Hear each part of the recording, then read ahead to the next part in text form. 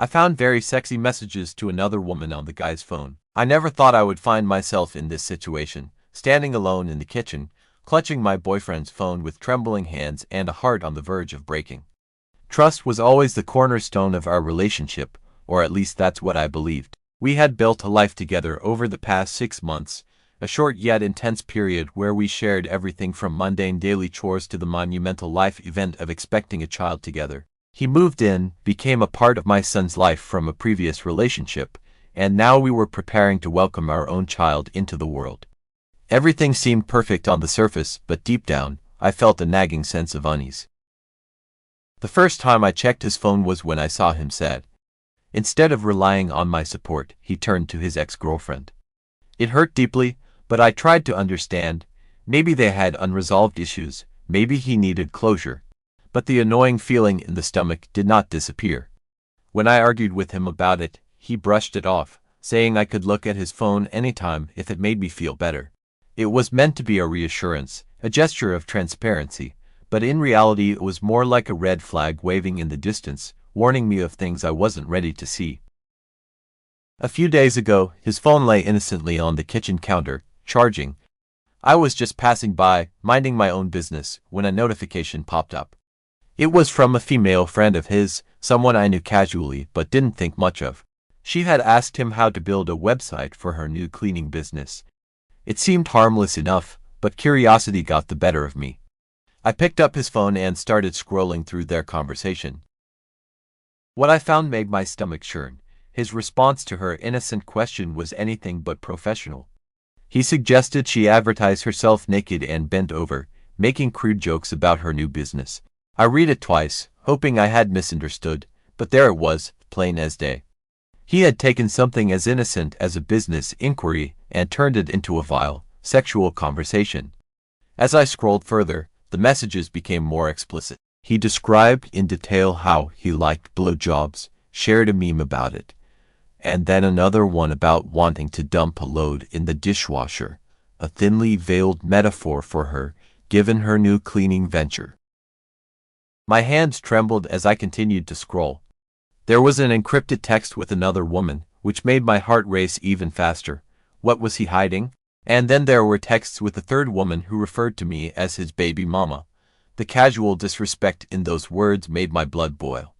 Here I was, 6 months pregnant with his child, and this is how he spoke about me behind my back. In those moments, my entire world crumbled. Every sweet word he had ever said, every promise he had made, felt like a lie. The intimacy we shared, once a source of joy and comfort, now felt tainted and dirty. I stood there, alone in the kitchen, with tears streaming down my face, feeling more betrayed than I ever thought possible. Living with him now is like navigating a minefield. Every glance, every touch feels tainted by what I know. The trust that was the foundation of our relationship has been shattered, and I don't know how to rebuild it. But I have no choice. I have to stay strong for my son, for the baby growing inside me, and for myself. Every morning, I wake up next to him, and the first thought that crosses my mind is the betrayal.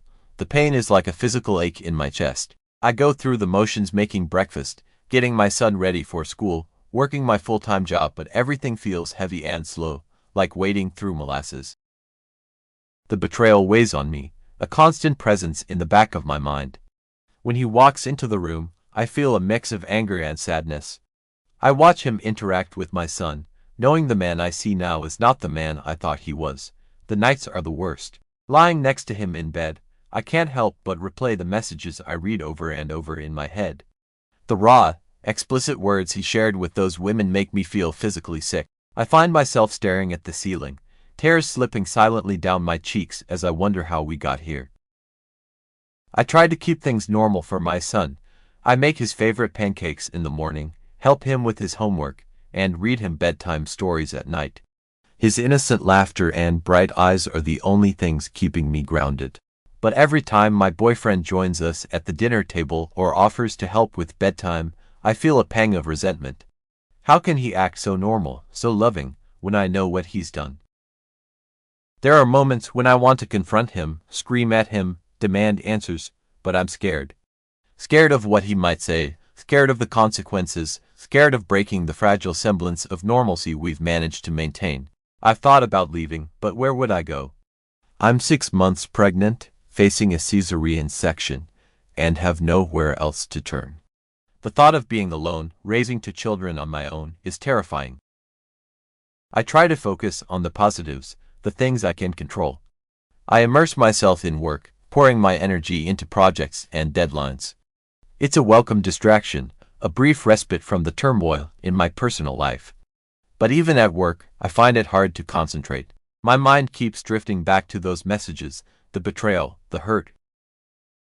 My friends have noticed a change in me. They ask if I'm okay, if there's something I want to talk about.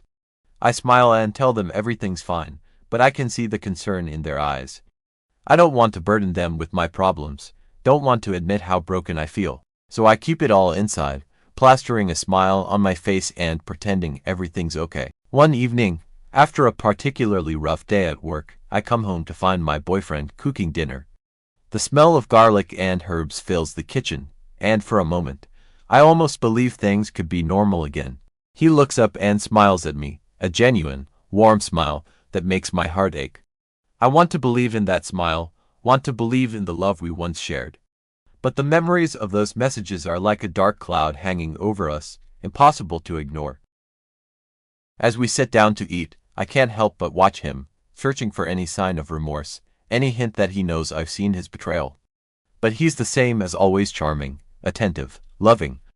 It's infuriating and heartbreaking all at once. How can he be so casual, so normal, when my world is falling apart? After dinner, I excuse myself and go to our bedroom, needing some time alone. I sit on the edge of the bed, my mind racing. I think about our future, about the baby growing inside me, about my son who adores him. I think about the life we've built and the dreams we had for our family. And I think about the betrayal, the pain, the lies. I need to find a way to navigate this time with as much grace as possible, not just for me, but for my children. They deserve a stable, loving home, even if it means putting my feelings aside for now. I have to be strong, even when I feel anything but. I have to keep going, even when I want to collapse. This isn't the life I envisioned, but it's the one I have. And somehow, I will find a way to get through this. One day at a time, one breath at a time, for my children, for myself. Because I deserve better than this, and I will find a way to heal and move forward. In the quiet moments, when I'm alone with my thoughts, I try to imagine a future where this pain doesn't consume me. I picture myself holding my newborn baby, feeling their tiny heartbeat against my chest. I imagine my son laughing and playing, carefree and happy. I see myself strong and independent, moving forward despite the hurt. These visions give me hope, a glimmer of light in the darkness. I know the road ahead won't be easy. There will be days when the pain feels unbearable, when the betrayal seems too great to overcome. But I have to keep going, for my children, for myself. I have to find a way to rebuild, to heal, to move forward. Because I deserve better than this, and so do they. So, I take a deep breath, wipe away my tears, and stand up. I won't let this betrayal define me. I won't let it break me. I am stronger than this, and I will find a way to get through it. One day at a time, one step at a time, for my children, for myself, because we deserve a life filled with love, trust, and happiness. And I will do whatever it takes to make that a reality. The days that follow are a blur of emotions. I find myself on autopilot, going through the motions of daily life while my mind is consumed with thoughts of his betrayal. I try to focus on my son and the baby on the way, but it's hard to escape the dark cloud hanging over me. Each day brings new challenges, and I struggle to find a way to navigate this turmoil without falling apart. One afternoon, I decide to take my son to the park. It's a sunny day, and the fresh air might do us both some good. As he runs ahead to the playground, I sit on a bench watching him play. He's so innocent, so full of life. I wish I could protect him from the pain and confusion that's coming. I know I need to be strong for him, to be the stable presence he needs in his life. As I sit there, lost in thought, a woman sits down next to me. She's a fellow mom from the neighborhood, someone I've chatted with a few times.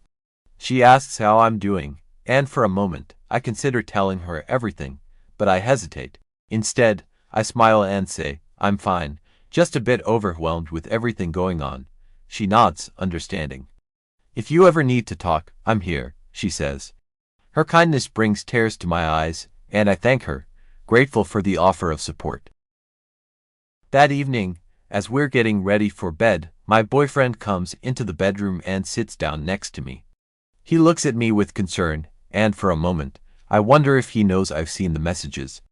Are you okay? He asks, his voice gentle. I nod, unable to meet his eyes. Just tired, I reply. He takes my hand, and I feel a mix of emotions: anger, sadness, and a flicker of hope. Maybe he does care, maybe there's a chance to salvage our relationship. But the doubt lingers, and I pull my hand away, needing space. As the weeks pass, I try to focus on preparing for the baby's arrival. I set up the nursery, sorting through tiny clothes and organizing baby supplies. It's a welcome distraction, a way to keep my mind occupied. My son is excited about becoming a big brother, and his enthusiasm brings a smile to my face. We spend time together, making crafts for the baby's room and reading books about new siblings. One afternoon, as I'm folding laundry, my phone rings. It's my best friend, who lives in another state. We haven't talked in a while, and hearing her voice is a comfort. She asks how I'm doing, and this time, I decide to open up. I tell her everything: the messages, the betrayal, the uncertainty. She listens, offering words of support and understanding. You deserve better than this, she says firmly. You're strong, and you'll get through this. Her words give me a renewed sense of determination. I can't change what happened, but I can control how I respond. One evening, as I'm tucking my son into bed, he looks up at me with wide eyes. Mommy, are you okay? He asks, his voice full of concern. I smile, brushing his hair back. I'm okay, sweetie. Just a lot going on right now. He nods, accepting my answer, but I can see the worrying in his eyes. I hug him tightly, promising myself that I'll find a way to make things better for both of us. The days turn into weeks, and the baby's due date draws closer. I feel a mix of excitement and anxiety. I'm looking forward to meeting our new little one, but the uncertainty of my relationship weighs heavily on me. I try to focus on the positive, reminding myself that I'm strong and capable. I've faced challenges before, and I'll get through this one too.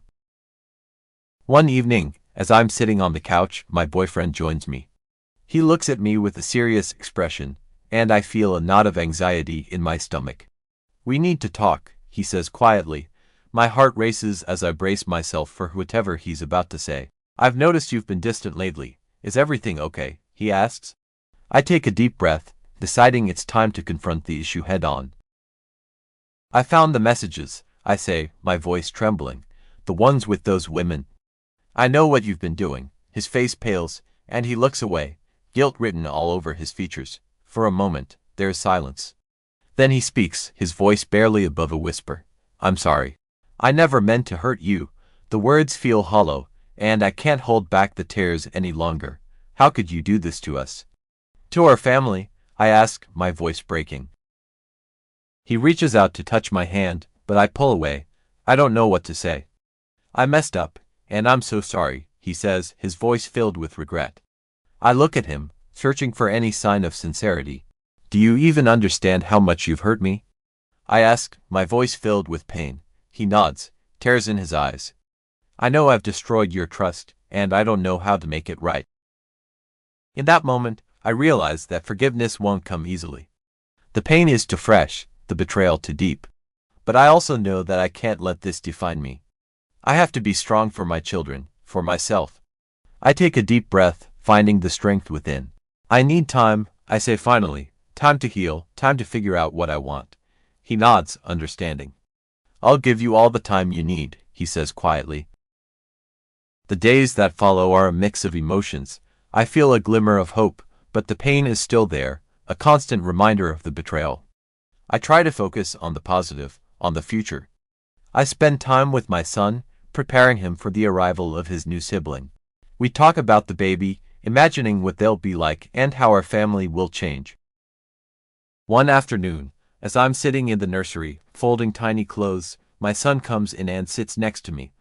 "Mommy, I'm going to be the best big brother," he says with a smile. I hug him tightly, feeling a surge of love and gratitude. "I know you will be," I reply, my heart full. The baby's arrival brings a whirlwind of emotions. The moment I hold my newborn in my arms, I feel a sense of peace and joy that I haven't felt in months.